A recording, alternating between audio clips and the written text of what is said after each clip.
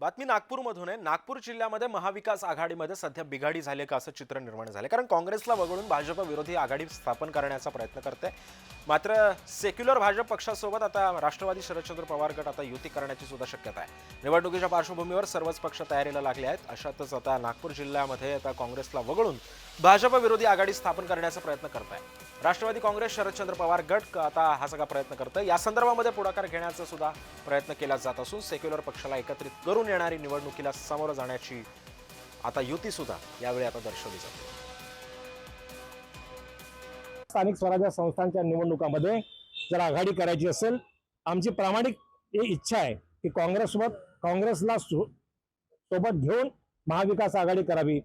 पण काँग्रेस जर चांगला हेतू ठेवून आघाडी करण्यास तयार नसेल तर काँग्रेस पक्षाला वगळून इतर जितके सेक्युलर फोर्सेस नागपूर जिल्ह्यामध्ये आहे, मग उद्धव बाळासाहेब ठाकरे असतील, प्रहार संघटना असेल, आम आदमी पार्टी असेल, गोंडवाना परिषद असेल, किंवा अनेक सामाजिक संघटना ज्या राजकारणामध्ये समाजकारणामध्ये चांगलं योगदान देतात, त्या लोकांना एकत्र करून एक नवीन सेक्युलर फोर्स जर आम्हाला करता येईल त्या दिशेने आम्ही प्रयत्नशील आहोत।